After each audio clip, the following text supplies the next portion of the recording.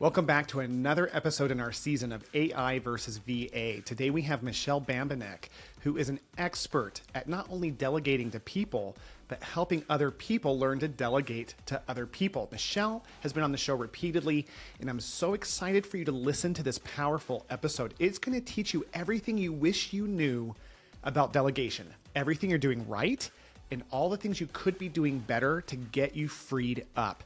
We're going to talk about VAs, we're going to talk about artificial intelligence, and how the same techniques that successfully allow us to free ourselves up with regular in-state human beings are the same things that we're going to do with VAs overseas as well as artificial intelligence. It is a game-changing episode. Let's jump in.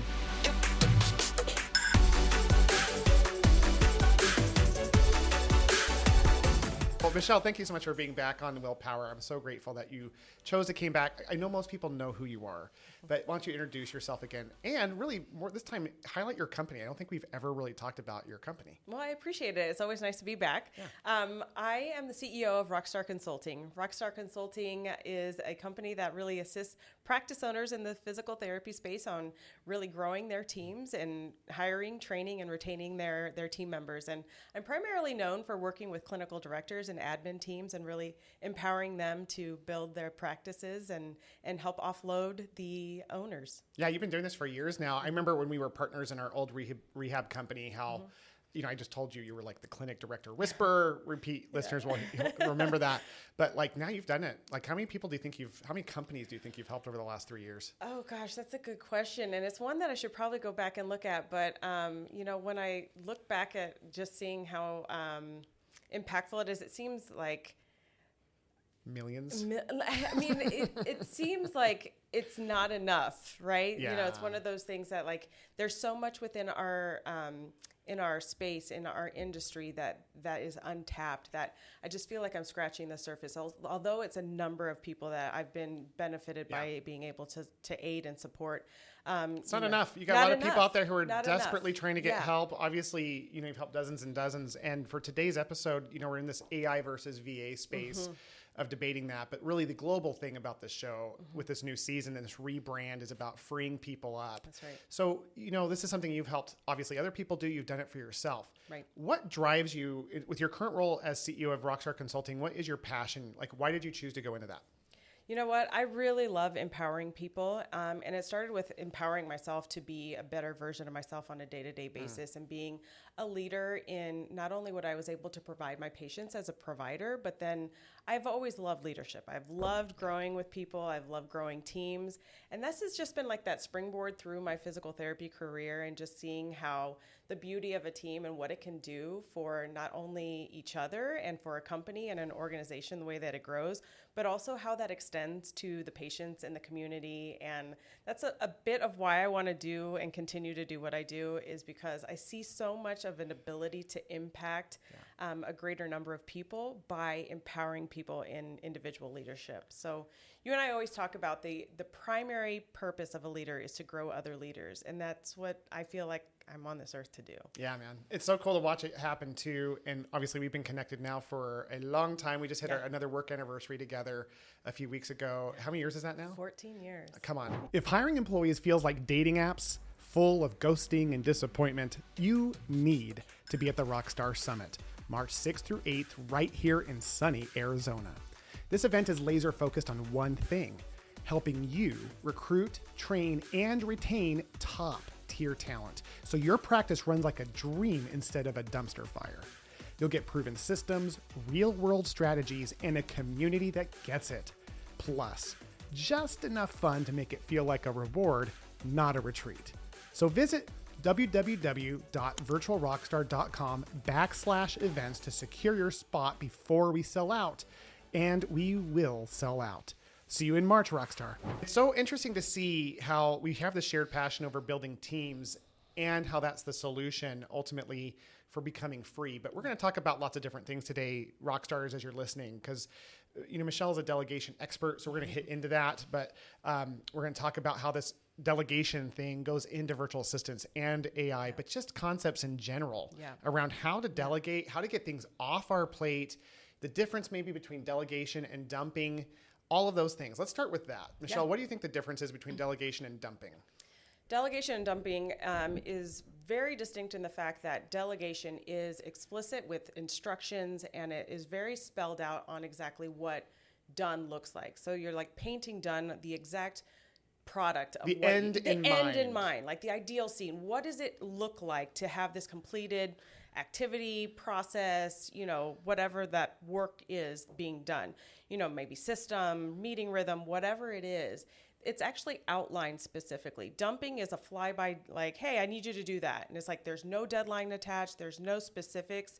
So people are left to assume kind of what that leader or that person that kind of did that flyby dumping, right, is like asking of them. Like, well, do they want it tomorrow? Do they want it yesterday? Do they want it next week? How much time do I have to do it? Am I spending a week on it? Is this 2 hours, right? Like those are the types of things that are really helpful in like the delegation versus dumping phase.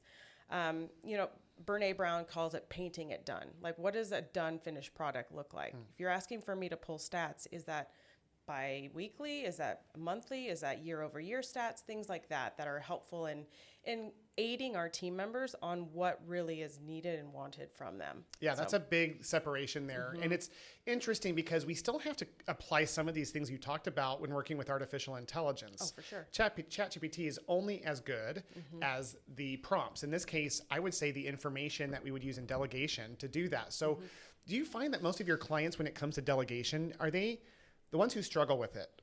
Is it just because it's never been taught to them before? Is it a style thing? Like, what do you think? Is it a mindset thing? Like, what do you think gets in the way of people who aren't successfully delegating, who are trying?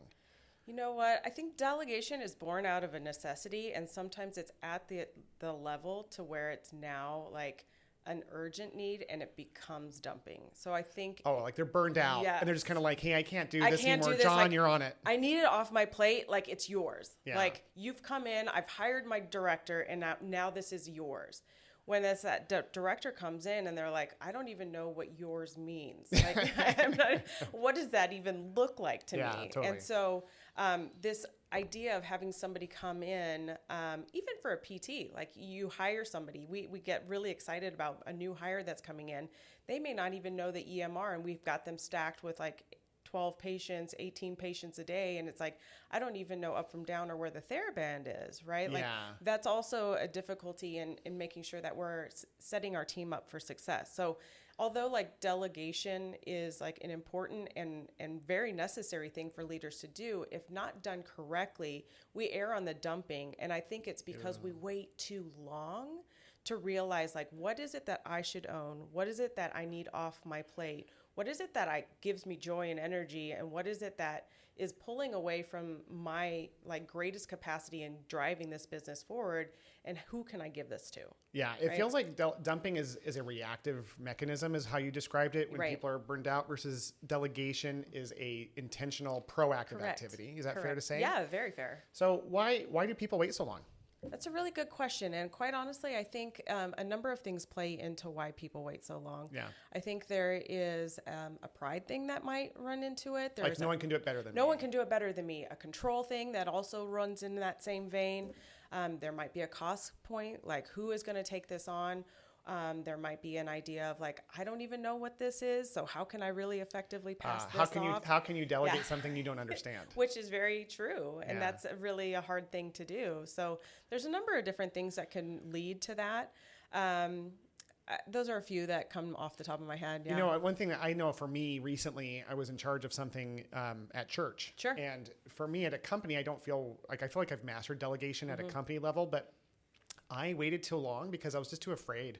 There you go. I was too afraid. I was worried about like burning people out. And I don't know if that wasn't true for me as a leader back when we were partners at Rise Rehab as well, is because, you know, back when I felt like the team wasn't quite the Rockstar team that we ended up having, it was one of those where I was always worried about people quitting anyway. Oh, for sure. So I only would delegate when it was such burnout that I just needed help. And frankly, I was frustrated. Like I'd be in that energy of like frustration and anger. And I always wondered, and then it like perpetuated the lie, which is that no one can do it better than me, because I was only dumping it when I was at a burnout point. So for you, tell the audience how you understand this element, because you and I were partners in a multi-location private practice. Yeah. Tell me about a time when you were really feeling that overwhelm and how you finally like realized that you had to do something about that. Well, I think it was born really off the idea of seeing that through our relationship and realizing that there was this beauty of like how we work together and this protection of each other. I think we all do this as leaders too, of like, I don't want to give that to them because they're overburdened. You mentioned this, right? Yeah. Like, I'm just like, I don't want to lose them. I don't want to overburden them. So I'll take that. Yeah. Well, if you're working closely with your partner and you're seeing that, like, and you honor each other for the humanity that you bring, you start to realize like, okay, like I see you and you see me. Well, what can I do to support you so that you can grow this bigger thing for us together? Right. So you take your piece, I take mine, we grow it together. We grow it together. So it was like in this moment where, this was before I had grown into my partnership level and I was a clinical director. I was like, my biggest ability to get there is to offload you so that I could get to a position where I was running the clinics and you were growing the practice. So your beginning of that was really helping. So I didn't realize that. And this is very touching, that the first step into like getting more control was to help offload me because of who you are. And I'm sure everyone's like, well, how do I hire a Michelle? And it's like, that's true that like when you offloaded me, then I was able to support you better. And then we worked together to getting 100%. Things off of your plate through this thing called delegation. Absolutely. So what would you say were some of the key, like looking backwards at Rise Rehab, what would you say were some of the key things that you did to delegate to a team of directors with multiple locations? Like what were some of those things that you did successfully to delegate those duties? They didn't have, they weren't on your plate. Yeah, sure. Good question. First of all, it was outlining the ideal scene of the company as a whole. Where was it that we were going? Right. And in that moment, like being able to realize like every single person has a component part within that. So having a strategy in place for everyone and knowing that every single one person is no more important than the other and everybody has an equal ability to carry the load. And so that looked like accountability for every single team member across the board. And so you say accountability. What did that look like? Yeah, that's a good question. So that looked like reporting statistics, making sure that you were showing up to your shift on time, that you were honoring, meeting times and meeting rhythms, and you were really just kind of supporting the team, the mission and purpose and values, and just living as a member of the team as a whole. It's like we're all marketers. We all have a play in making sure that we're getting team members busy and getting new patients in the door. So it was just like this lift that wasn't so heavy because everybody was a part of it. Yeah. And so that was a delegation of an ownership to everybody. Not like ownership isn't doership, but there is one person that was in charge of making sure things were going right, but it didn't mean that everybody didn't have a responsibility to make sure things were going right. Okay, that's a huge point. Let's dig on that a little bit. Ownership isn't doership. Right. What does that look like? Yeah. Like give us an illustration, examples. Okay, so let's just say for a clinical director, we have a target for a company to hit a certain metric, right? Knowing that every single metric is tied to humanity, right? The people and the community that we get to impact. So you have a target operationally to hit X number of visits, right? Yeah, and I like that you're highlighting this thing, Michelle, about like keeping, you said that at the beginning, what was the first step in delegation that you mentioned? It was like having a clear vision. Yeah. Like if you don't have an overarching culture and vision, and so you mentioned that, right, going back to this example of a director clinic that you're working with together with that person, that they know how that aligns with the end in mind. So that's a big piece of that. Always, right? Like why precedes how, always. If we don't have the why, it's next to impossible to be able to effectively delegate and get your team to actually back it up. Maybe that's why people delegate and they don't feel like people aren't doing as good of a job, is because they don't understand the why. That could be true. No, I mean, that's a really good point, right? Because I really like that. Say more. No, I just think, I actually just said that because you said it. Okay. So what I'll say about it, good. the way it landed for me when you said that was when we can delegate from a place of having it align with why it matters, then people are more open to do it. Because for me, when I'm dumping and I'm just like drive-by dumping, as you call it, where it's like, I need you to do these 5 things. I'm in a position where I'm not like saying, hey, John, this is why I want, this is the task. Here's how it aligns with what we're doing short or long term. Here's the why behind it. Here's why I am asking you to do it. And it's interesting because in the first episode of this season was with Lance Gross. Oh, cool. And he could not say the word delegate. He has multiple companies. He took 2 weeks basically in the Bahamas and came back to no work. Oh, nice. So he's mastered delegation, Good for him. but he couldn't say delegate. And I said, why is that? And he goes, because it's not delegation. It's empowering others to progress. He goes, if I'm holding on to it, and that perspective and mind shift was so big. So like that would be a why versus a how. It's like, hey, instead of a problem being solved and who's the unfortunate soul, it's like, hey, who's on the team that would benefit from learning how to figure this out for me or do the task itself? Yeah. So maybe that's why people aren't successful in delegating, is because they don't communicate that. They don't communicate the why. Yeah. And we're working without a why or a purpose or even a target of which to achieve, it's kind of fruitless, right? Yeah. So, so to continue the illustration, right? Like you have that purpose and that drive for that clinic, and it's understanding that and realizing that every single team member has a component part to play in that. So it's having that clinical lead disseminate that information, cascade that down to each one of the team members, the physical therapist assistants, showing the rehab coaches or the technicians and everybody how they play an impact in that, and making sure that they have a statistic that's tied to it, so that when they come to our team meeting and we're able to like show how we influenced that in a positive direction, that is the doership, not necessarily the ownership. Right? Like going to the owner, they're actually not the ones that are on the hook for the total visit count at the end of the week. Right. Even though they are reporting that and have their ownership piece to the clinical director. Okay. Follow? So so the director would own the total visits. Correct. But he or she wouldn't own the total visits per person. Right. That would be the PTs owning that. And so the owner would own what? The gross and net income? Is that their stats? Yeah. Okay. So so everyone owns their stats, but tell me now about that relationship, because now that we have different owners, Sure. I'm sure everyone listening, rock stars, can relate to someone saying that's not my job. Right. So how does ownership and doership or accountability and responsibility related to each other? Yeah. So accountability being the person that counts, the person that carries that statistic, that is the person that owns that area of work. That is the person that is going to have to answer to that if that's an up stat or a down stat. Doesn't mean people don't celebrate with them, and people aren't necessarily on a position of like having to answer to their component part of it if it doesn't go right. But just like we're not the janitors of, our facility, if we see a piece of paper on the floor in the middle of our clinic, we don't walk over it. We pick that up. It is our responsibility to make sure that our facility is clean and presentable for our company, for our clients, for our team members. Like, it's a presentable thing. It's doing right by the company, and that's our responsibility as team members who are purpose-driven and value-aligned, that are working towards a uniform goal and target.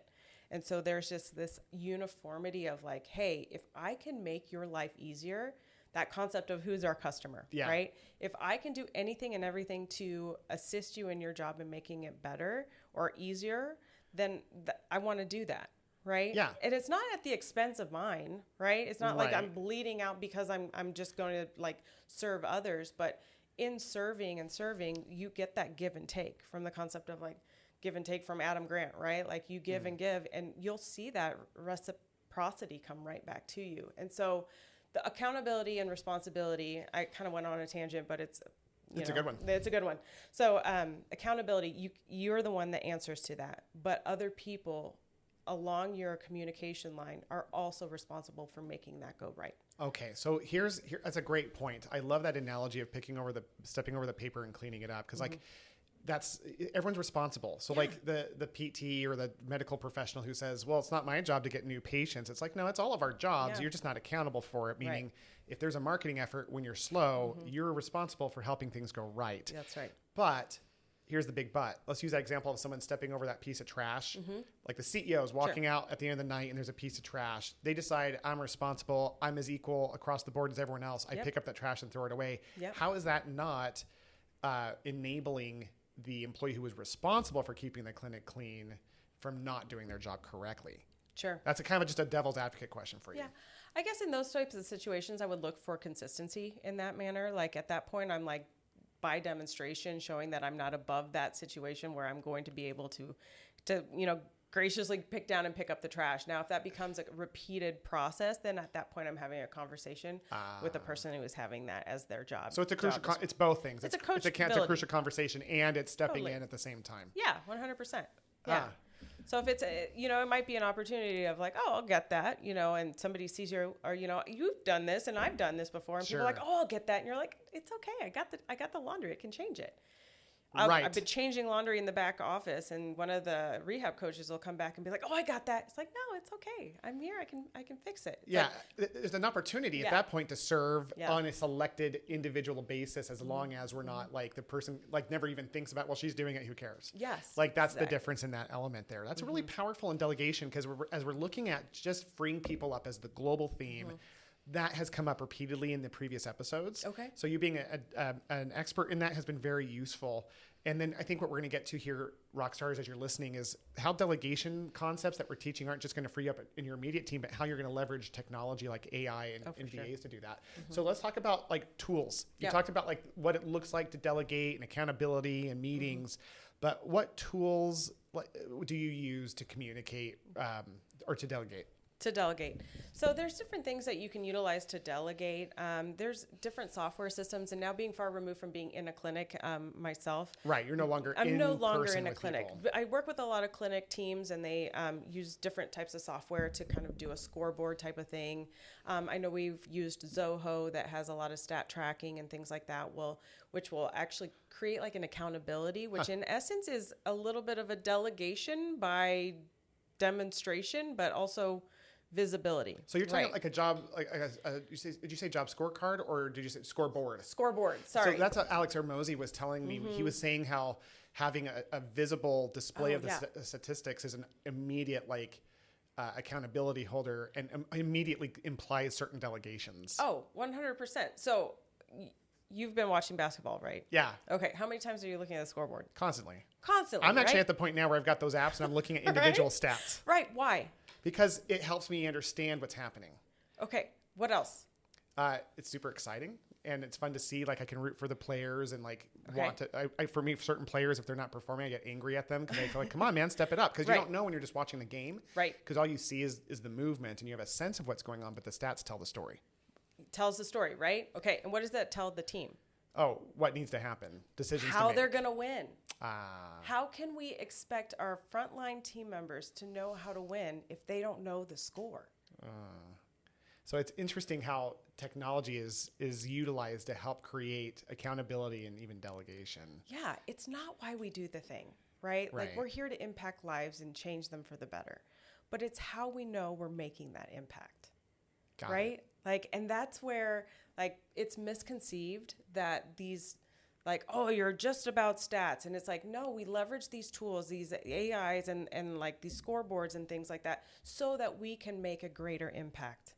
Right? It's actually freeing us up. We're not there doing the stats and pulling them on our own. Like, let's leverage AI. Let's leverage our VAs to help us pull those so that we can put our time and attention on the skills we went to school to learn. Yeah. Right? And it's like, that is the power of leveraging those types of services and that type of industry to make us that much more efficient and be able to, those are delegations, right? In that direction, but it's also showing us how we win better.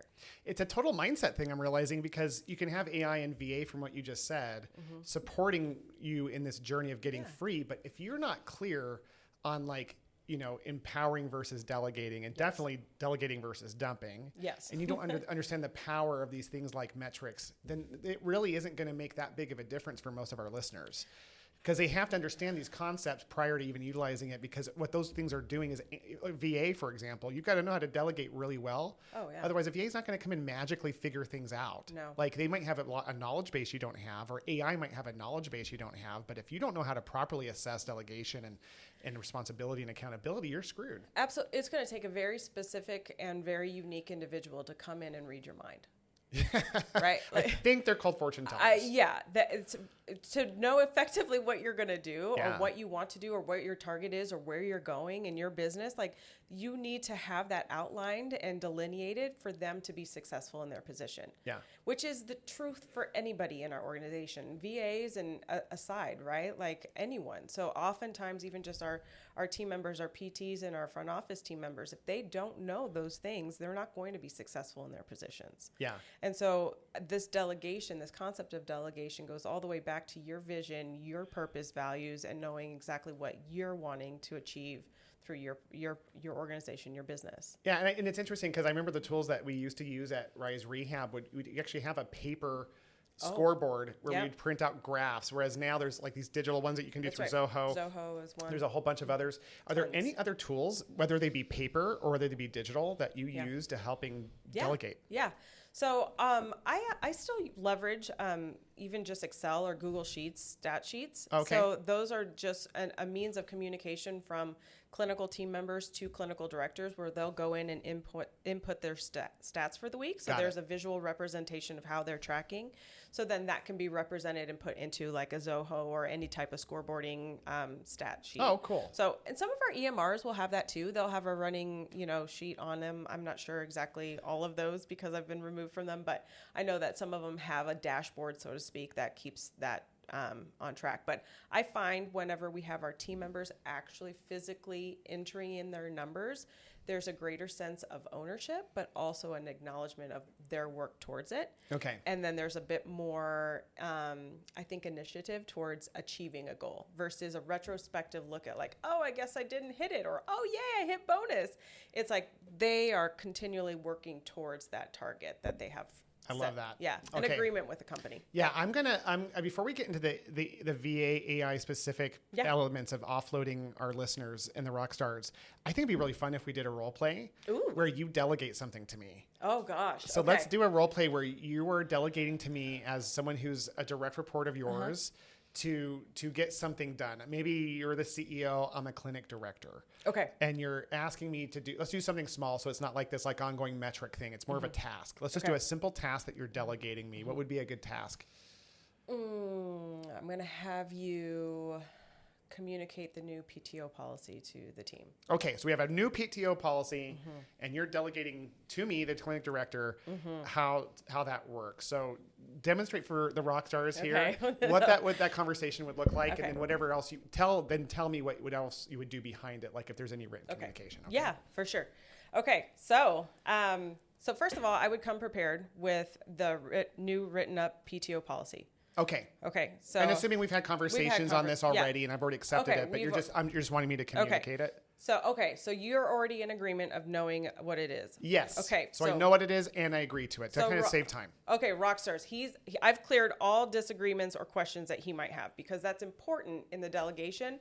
Because if he has questions then that are unanswered, he's going to likely not be able to support it as effectively if he doesn't. I see. So no matter how small it is, like this a PTO policy is a big one. So especially in a case like this, but even if it's as small as like, hey, I want you to go find a new treadmill. Yeah.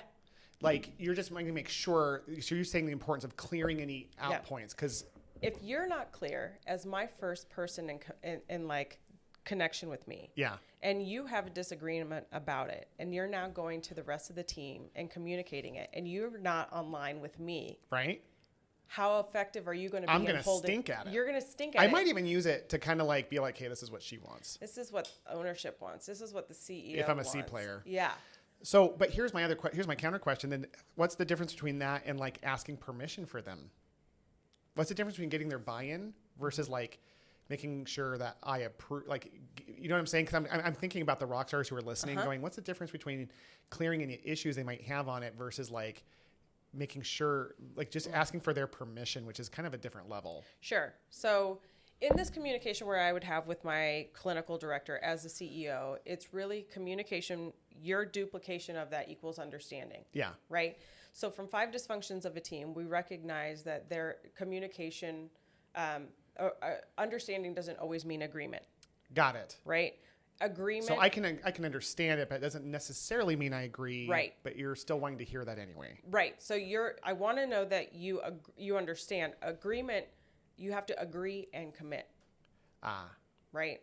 So understanding, so communication plus duplication equals understanding. That's level 1. Say that slower. Okay. That was great.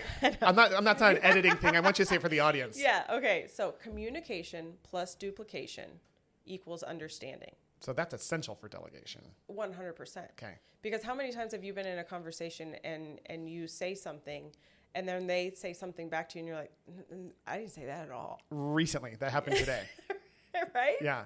You're like, that's not what I said at all. And you're like, okay, well, like, let's clear this up. Yeah. So many times we say something and don't actually get a response in return or an acknowledgement in return, and we expect it as received just as we delivered it. It's Got a game it. of telephone. Yeah, totally. Right. Yeah. Okay. So the duplication means understanding.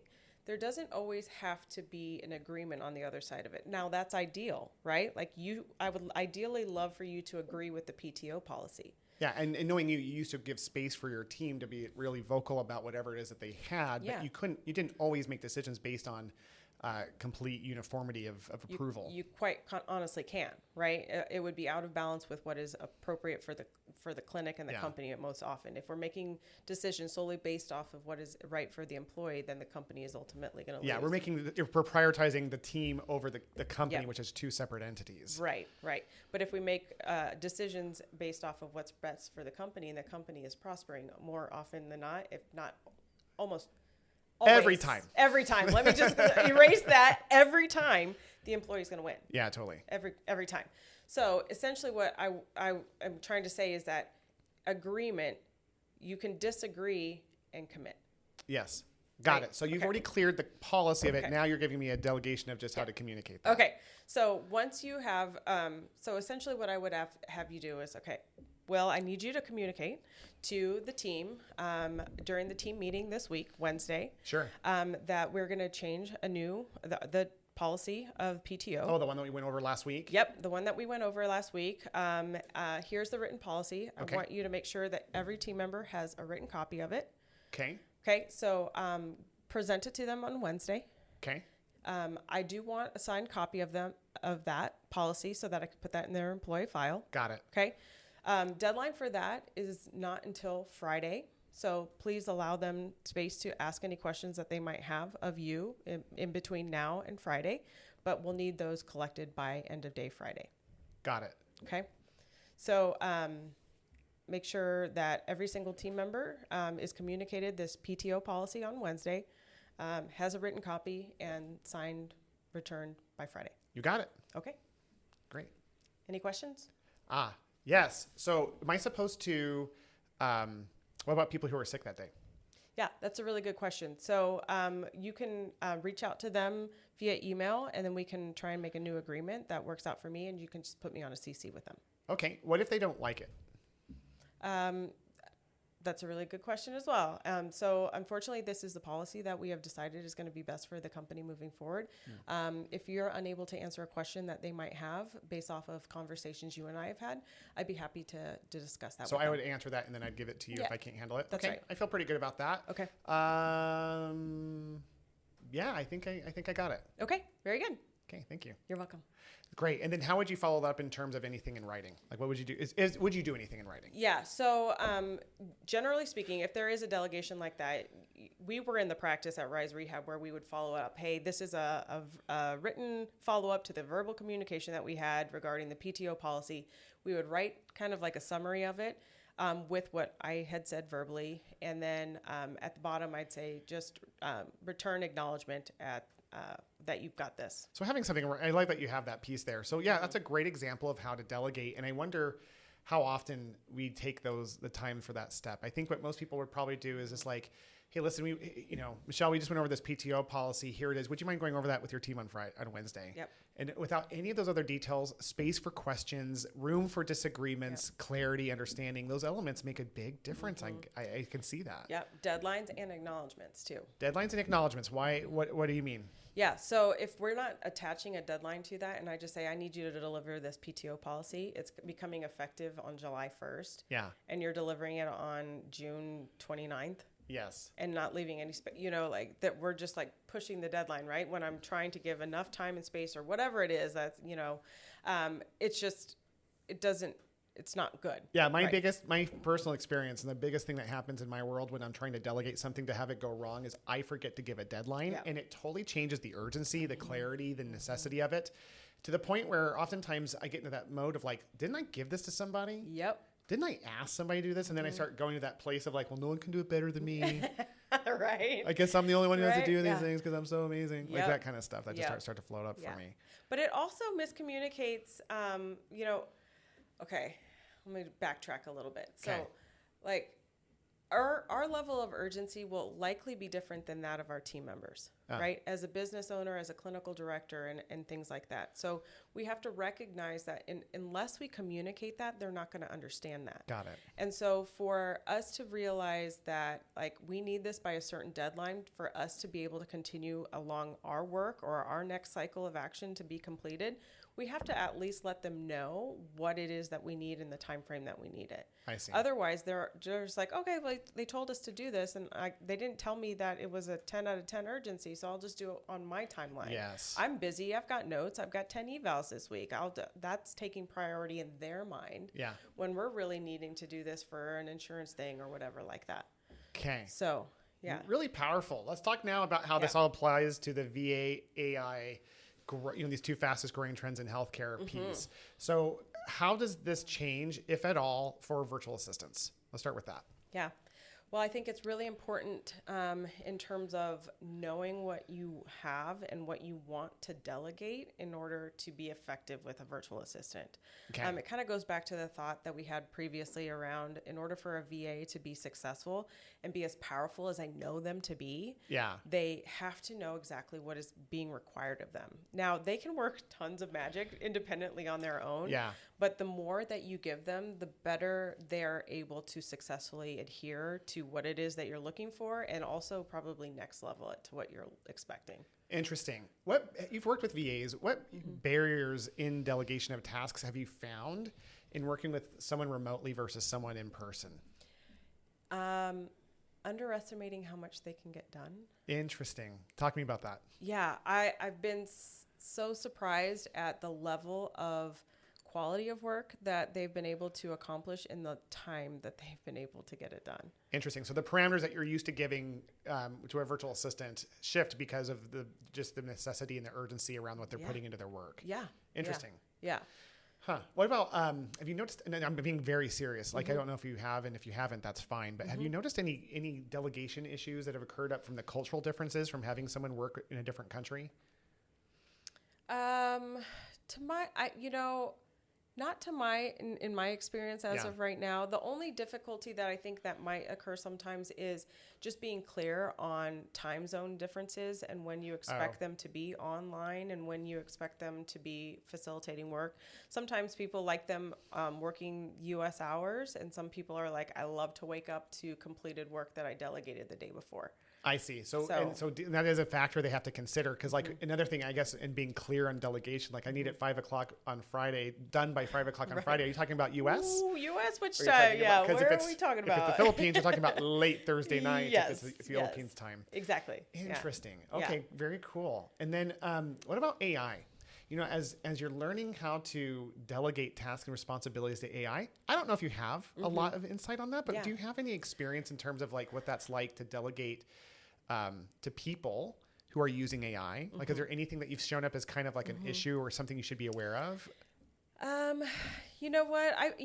My experience with AI, I've leveraged ChatGPT to kind of help facilitate some, processes that I put into place and things like that. Yeah. I don't know if I'm fully answering your question, so you can. It was a bad question. I think it was. I was thinking. Here's where I was going. The first question I was going to ask was, what AI have you used to help you in delegation? Let's start with that one, because the second question I had was more about when you delegate to people, and they're using AI, does that change any of it? Does it help? Does it hurt? But let's start with this one. Like, how have AI tools helped you in this thing called delegation? Yeah. So for all of my meetings, my coaching calls and things of that nature, when I work with practice owners, their key leaders and directors or admin team members, I really leverage Read AI. It's a software that actually records the meetings. I found them to be really helpful because they not only transcript and record the video of what's occurring, they also put action items on there. Oh my gosh, it has like the delegation tools on it. Yes. Oh my gosh. So what that does is not only assists me, like when I'm running back to back to back, I can go back and reference that and know what I've promised other people so I can make good on that. But it also allows me to follow up with anybody that I have asked something of them. So if I have, delegated to one of my clients, that they need to have a crucial conversation with someone and I need to follow up, then I can now go back and follow up with them or put that in my calendar or things like that. So it kind of keeps me honest with the things that I have communicated. So it just makes me more effective as a coach. And I think it makes me more effective as an accountability partner for my clients. It's interesting you say that because like for me, I think we all have organic strengths and weaknesses around this thing called delegating, because delegation is totally the empowerment of another person. Sure. It's an expression of leadership. So for me, I suck at detail. I'm really bad at remembering detail. She knows all this, by the way. This is like Michelle. We could have an episode just going best practices of how many details I forget because of the speed in which I like to operate. But it's one of those where I love when we have notes in our meetings to just be able to have it there. And like for me, on a delegation sense, to copy or download the transcript, throw it in a ChatGPT, and be like, yeah, send out 3 emails. Yeah. Create all the emails needed to delegate all the things that were covered in this meeting. Yeah. And then copy, paste, send. Like it talks about reducing to eliminating the time of delegation. Oh, I've also leveraged ChatGPT to also be like, what am I missing in this? Oh, yeah. Like in this outline, like what is it that I'm missing in making this an effective process? Interesting. Yeah. And so I found that to be like, well, you could make it a little bit more clear if you did it. And it's like, okay, great. That makes it next level. So interesting. Okay. I have like 5 questions that hit me at the same time, and now I've lost all of them. Because the idea of like using this tool to open up our capabilities for delegation and empowering others is so great, because it doesn't forget the details. It allows us to do these steps in a very quick and efficient way. And I think that's so empowering. And then my thought was about on the VA side of things, is just knowing how to empower these other people who are, like you said, capable of stepping in and doing more than you could imagine. Yeah. So it's in this debate of which is going to be more powerful. I'm curious to see where you land. Let's go to this other thing that I did have this idea. Yeah. And this is me kind of leading you a little bit. Okay. Because I've had experiences where I've delegated to people to do things, and they use AI. Sure. Oh, we have someone in mind. You and I, we can't mention their name. No, we won't. But like literally, I was trying to, because I think that's why it came to mind, Michelle, because you and I worked with somebody who we would ask to get something done, and they leveraged AI, and it wasn't necessarily always the most effective way. No. So let's talk about like what is an effective way for someone to work with AI versus not. Yeah. So I find that AI can be such a great tool. Like you and I have countlessly said that it can take us faster, right? But I find that it can be detrimental when it starts to lose our voice. Interesting. So I think that there's a tendency for it to then like adapt in a way of conversating or communicating that is inauthentic to how we express ourselves or historically have represented ourselves, or how we, even as an organization, how we communicate or how things have previously historically gone. And it's like, man, that's way formal, or man, that's really lighthearted, or that's like, it just doesn't feel right. And you can feel there's an automation behind it that isn't authentic. Yeah, I love how you said that. That was so much more articulate than what I was thinking. Here's what I was thinking. It feels like they didn't try. Right, that's true. It's like when I can tell someone has ChatGPT things. I've been doing this gratitude thing on LinkedIn where I've been typing things in, and I might use a little bit of like editing software for like grammar, because otherwise, no one could understand what I post. But apart from that, I actually put the bottom from the heart, no AI, because I want people to really know that I wrote that with my intention of my heart, because AI is getting better. But back in the day, I mean, people who just like rock stars, be mindful of just copying and pasting in. This is true. I had a letter from somebody. It was like a high stressful situation, and they forgot to delete. You know how ChatGPT will at the end say, "Do you want me to also offer this in French?" Like they'll give you some suggestions. So it was like that, and it had the ChatGPT prompt. And I just remember going, first of all, it was super weak. I remember having lots of judgment on the person for not caring enough about it. It just came across as super unprofessional, despite the amazing letter. And ultimately, I felt like, this is not a great showing of personal integrity, is how it kind of came across to me. Yeah, which is unfortunate, because that's probably not the full encapsulation of that human being, but that shows up right in that moment, right? It's like, in that moment, a heated conversation or a maybe stressful, conversation, there wasn't even enough like behind it that you wouldn't authentically. It didn't seem like there was effort, and it doesn't seem like their heart is in it. Yeah, exactly. It's like I understand that completely, because it kind of reminds me of clothes we wear. Like we shan't. We should never judge someone based on their appearance. But if someone shows up to work in a swimsuit, then that sends a message, and you have to be mindful of that. And frankly, in that case, that's a bad example because there's standards and things. But just on the streets, like we have to recognize that we are choosing to come across a certain way, and what we decide to communicate is part of that piece. So AI can be a limitation in that regard. So it's interesting that you were able to balance the pros and the cons of AI and delegation and empowering, because if we delegate something to someone and they come back with a ChatGPT response, it can either accelerate the impact or completely nullify and underwhelm the person who did the delegation. I find to be most successful when I actually create something on my own and then put it in for refinement. Okay. Right. So it's like if I have a process that I've written, or even an email that I've written, and then I say, okay, help me refine this, or help me make sure that this is communicating all the things that I need to do, and give it an appropriate prompt, and it can refine it for me. And then I can then edit it further and say, that's not a word I'd ever use, and kind of make sure that it's mine. Right. Yeah. I think the number one prompt I put in ChatGPT is make this better. Yes.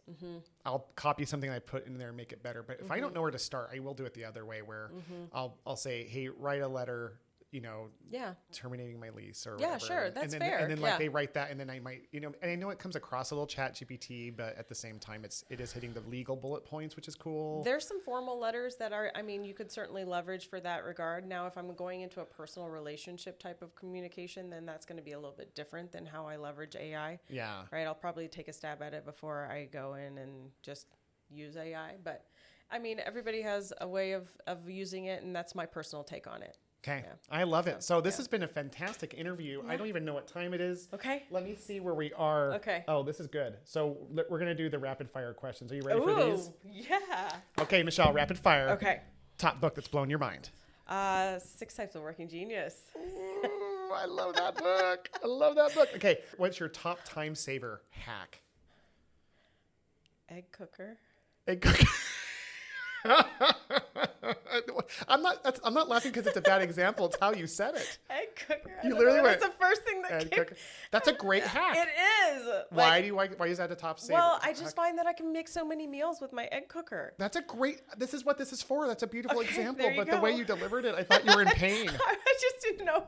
Like, this kind of podcast is going to get an egg cooker response. But here you go. No, I love that because it's like real useful things. Some of my favorite things I do are on the personal side of things that are like save me time in my personal world. I love that. Oh my gosh. If you guys need recipes, let me know. Michelle is an expert. Number 3, what's one thing you wish you'd stop doing way sooner in your business? Oh, self-judgment. Oh, that's an episode. Hey, Rockstars, as you're listening to these things, go to the comments. If you're like, I want an episode on how Michelle stops self-judgment, we'll do an episode. We'll do it, yeah. Number 4, most time-consuming task you secretly enjoy. This is like a dirty... Organization.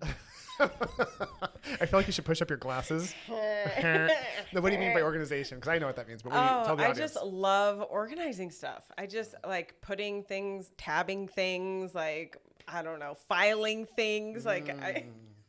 So excited. For people who are excited with you on that, they're losing their minds right now. Take me to an office supply store and... I feel like this is like a deep undercover reality show on who you really are as a person. I know. All right, number 5, latest thing you delegated. Oh. Or empowered others to do, I should say.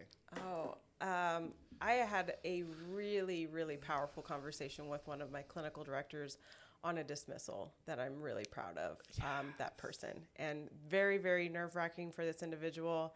And I think they hit it out of the park. It was their first. And I was just really proud. They didn't wait on it like they thought they were going to. And just having that communication, creating some realities. And I couldn't be more elated with who they showed up to be. What a beautiful example of how delegation is empowering, because you were coaching them, so it's not like you were giving it to them to do, but you were doing what a great owner, a great leader of a company would be doing. That's what we do with coaches. Sure. Yeah. And this is why people love working with you, is because they're so spread thin, and maybe they don't even know how to do it well, so they work with you to take the role over of the empowering section of delegation by teaching them and empowering them. How'd that person feel afterwards? Oh, Not the person who got fired, the person who did the firing. We know how they feel.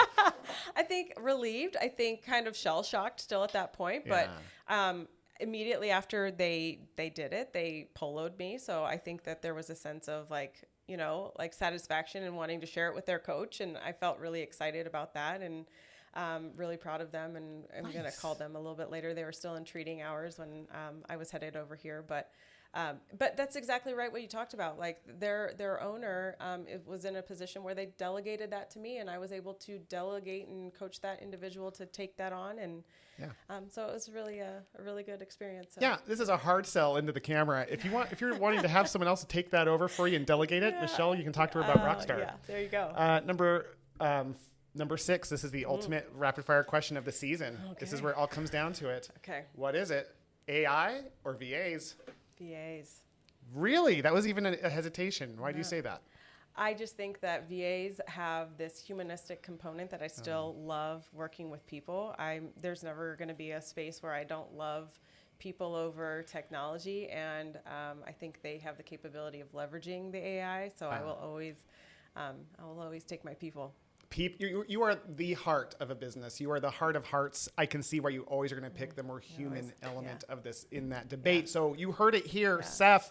For those of you who are listening, since we film these things, not in order necessarily. I don't even know where we are by the time we get to episode 8, which will be you. Mm-hmm. But Seth, can you please show on YouTube or the people who are watching what the score is of who's winning AI versus VAs?